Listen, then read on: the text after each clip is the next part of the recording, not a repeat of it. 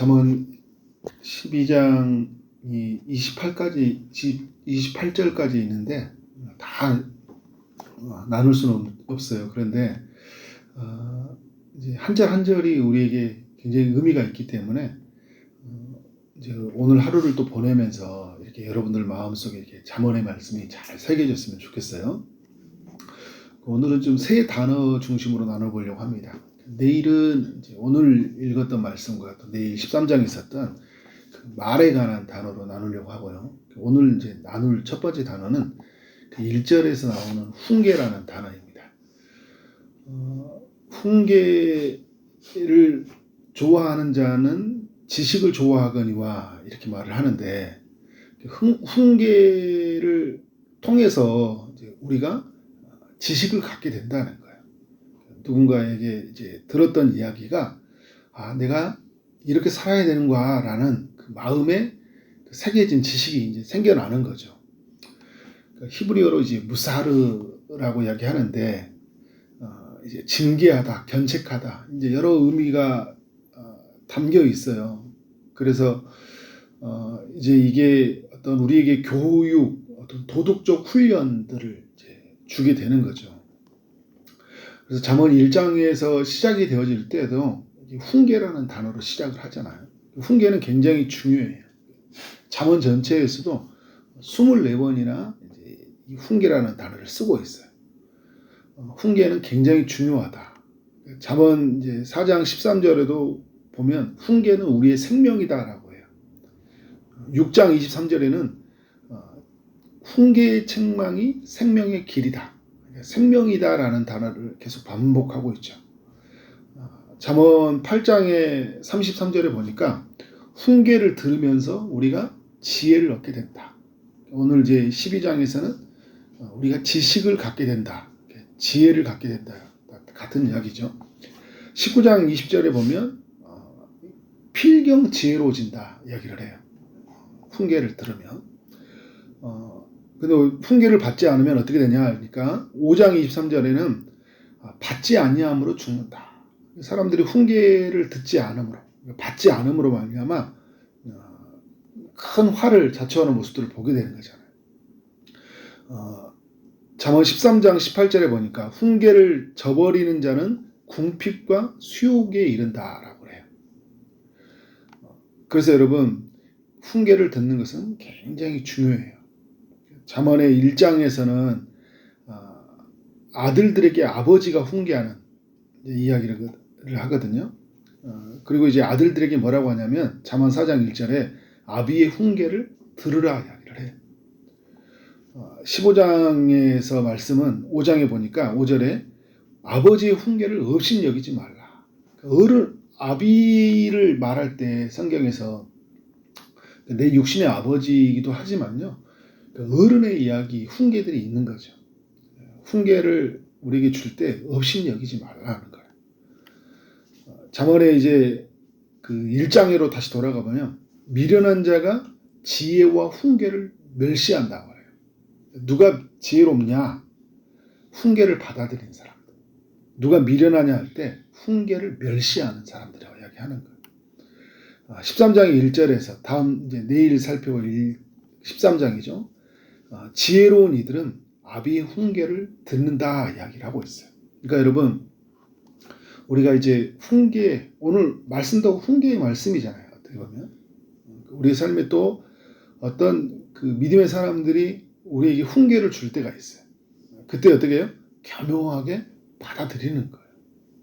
나의 문제가 있으니까 누군가 훈계를 하는 거 아닙니까? 그렇잖아요. 근데 사람들이 훈계를 받아들이지 않아요.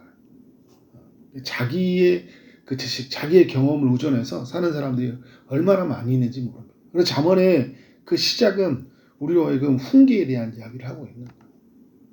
두 번째 이 나눌 단어는 1절에서 있는 그 징계라는 단어예요.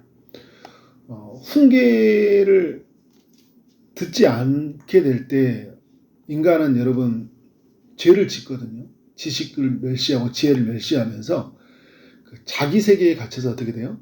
죄를 짓게 돼요. 그때 우리에게 징계가 있는 거죠. 징계가 있을 때 우리는 그 징계를 어떻게 해야 될까요? 이것도 받아들여야 되는 거예요. 훈계를 받아들인 것처럼 징계를 받아들여야 돼요. 1절에 보니까 징계를 싫어하는 자는 짐승과 같으니라 라고 이야기를 합니다. 그러니까 인간이 짐승과 다른 게 뭐예요? 이성을 가진 존재이잖아요. 양심을 가진 존재이거든요. 그러니까 징계를 받아들이지 않는다는 건 뭐냐면 내가 이성적 존재라는 것을 부인하는 거예요. 양심을 가졌다면 어떻게 돼요? 내가 지은 거에 대해서 당연히 징계를 받아야 되죠. 잠언 15장의 10절에 보니까 도를 배반하는 자는 엄한 징계를 받는다. 하나님의 그 도, 하나님의 그 뜻을 배반하는 자는 엄하게 징계를 받는다라는 거예요. 이런 징계를 받아들이지 못하는 사람들이 있죠. 왜 하나님이 사랑인데 왜 나를 이렇게 징계하시냐? 왜 나한테는 이렇게 가혹하냐고 이렇게 말하는 사람들이 있어요. 그러니까 벌을 주려면 어떻게 해요? 다 같이 주라는 거예요. 왜 나한테만 이렇게 가혹한 벌을 주냐 이야기할 수 있어요. 히브리서 12장에서 어떤 말씀을 하고 있습니까? 6절에서 주께서 그 사랑하는 자에게 징계한다 얘기를 해요. 징계가 없으면 사생자다라는 말씀을 하고 있잖아요. 하나님이 자신의 백성들을 사랑하기 때문에 징계를 하는 거죠. 성경에 보면 그 징계에 대한 이야기가 많이 나오죠. 대표적인 이야기가 이스라엘 백성들에 대한 징계예요. 광야에서 하나님을 믿지 못하니까 하나님께 원망과 불평으로 살아가니까 어떻게 합니까? 40년이라는 그 광야 생활에 대한 징계가 있어요. 이스라엘 백성들이 가나안 땅에 들어가서 하나님 말씀대로 살지 못하니까 어떻게 합니까? 바벨론이라는 나라를 통해서 하나님이 징계를 하셔요. 초대교회 때는 어떻게 할까요? 우리가 교회사에서도 하나님의 말씀대로 살지 못하는 교회가 있으니까 어떻게 합니까? 징계를 받죠. 에베소 교회 같은 경우는 하나님이 촛대를 옮기리라 이야기하잖아요. 교회적 징계가 있어요. 우리 개인의 삶도 그렇고 공동체도 하나님의 징계가 있는 거예요. 말씀대로 살지 아니하니까. 하나님, 사랑의 하나님만을 생각하는 게 아니라 여러분 우리가 말씀을 알게 되면 공의의 하나님을 만나게 되는 거잖아요. 우리를 너무 사랑하기 때문에 하나님이 공의로 다스려 가는 거예요.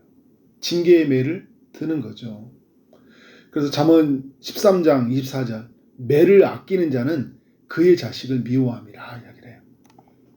그러니까 이 징계라는 단어가 자녀와의 관계도 연결되거든요.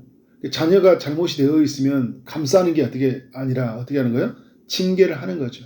근데 매를 아끼는 것은 자식을 미워하는 거라. 자식을 죽이는 짓. 여러분 어제도 계속 나눴던 것들처럼 우리가 그런 교권이 무너진다 이렇게 할 때 학생들에게 가장 지금 어려운 시대는 뭐냐면 징계가 잘 안 되잖아요. 잘못한 것을 잘못했다고 해야 되잖아요. 그래서 막 매를 때리라 이런 의미가 아니라 자기가 잘못한 것에 대해서 철저하게 책임지는 것을 가르쳐야 되거든요. 그리고 내가 했던 말과 행동이 얼마나 이런 행동이 사람들의 마음을 아프게 하고 또 전체 공동체 질서를 깨트린다는 것을 철저하게 알아야 돼요. 뭐를 통해서요? 징계를 통해서 알아야 된다는 거죠. 그래서 잠언 29장에서도 보면 자식을 징계하라. 그리하면 그가 너를 평안하게 하겠고 또 내 마음에 기쁨을 주리라. 자식을 징계하는 게 평안을 주고 기쁨을 준다는 거예요. 그런 의미에서 잘못한 것에 대해서는 잘못했다고 말하고 잘못한 것에 대해서 값을 지불하게 하는 거예요. 근데 이게 이제 우리가 사랑하는 마음을 따라서 잘 해야 되겠잖아요. 나의 의로움을 세우기 위해서 징계하는 게 아니라 자녀를 온전히 세우기 위해서 우리가 징계를 하는 거죠.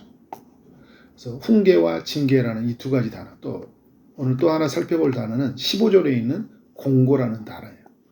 미련한 자는 자기 행위를 바른 줄로 여기나 지혜로운 자는 공고를 듣느니라 라는 거예요. 여러분 우리가 공고를 듣는다 이야기할 때 왜 공고를 들어야 될까요? 우리의 판단이 오류가 있기 때문이에요. 우리가 정확하지가 않아요. 나는 굉장히 객관적이라고 생각하거든요. 그렇지 않습니다. 지극히 주관적이에요. 지극히 내 경험에 의해서 내가 지금 판단하고 있는 게 굉장히 많이 있습니다. 그래서 내가 보는 거는 정확하지 않고 내가 한 것은 맞지 않다는 것을 항상 인정해야 돼요. 그래서 누군가가 공고를 할 때 그 말을 어떻게 될까요? 받아들여야 되는 거예요. 공고라는 단어가 이제 조언, 충고 이런 단어이잖아요. 이렇게 하면 안 될 것 같은데 이렇게 하면 어떻게 돼요? 거기에 대해서 내가 오류가 있나 보다. 근데 훨씬 이 사람보다 내가 경험도 많고 지식도 많아요. 그런데 어떻게 돼요? 필요한 말이니까 이 사람을 통해 들려주는 말이라고 생각해 보는 거죠. 그리고 바꿀 것은 바꿔야 되잖아요. 잠언의 19장에서도 보면 20절에서 너는 공고를 들으라. 여기서도 훈계를 받으라 이야기를 해요. 그리하면 필경은 지혜롭게 되리라. 27장 9절에서 보면 기름의 향이 사람의 마음을 즐겁게 하나니 친구의 충성된 공고가 이와 같으니라. 그러니까 충성된 친구가 어떻게 돼요? 기름의 향같이 우리에게 충고를 한다는 거예요. 근데 이게 뭐예요? 얘가 뭘 한다고 나한테 함부로 말해. 이제 이럴 때 우리가 어떻게 돼요? 사람들이 그 충고를 받아들이지 못하는 거예요. 그러니까 우리 신앙생활 하면서요, 우리가 흔히 하는 말로 그 멘토들 많이 하게 하잖아요. 멘토, 멘티. 변화가 잘 되어지는 사람들은요, 내가 멘토라고 했던 사람들의 이야기를 잘 들어요. 근데 어떤 사람들은요, 멘토라고 이야기해놓고 자기가 듣고 싶은 것만 들어요. 자기가 설득되는 이야기는 안 들어요. 설득되지 않는 것은. 내가 이해되는 범위 안에서만 들어요. 그러니까 변화가 안 일어나는 거죠. 어떤 삶에 있어서 누군가가 공고해 줄 때 어떻게 돼요? 겸허하게 받아들이는 거죠. 예수 믿는 사람들은 내 스타일이라는 거예요. 내 사전에 나는 이런 적을 해본 적이 없습니다. 이런 이야기를 하는 게 굉장히 미련한 사람들이에요. 내 사전에 나는 이렇지 않아요. 나는 이렇게 살 거예요. 막 이런 게 있잖아요.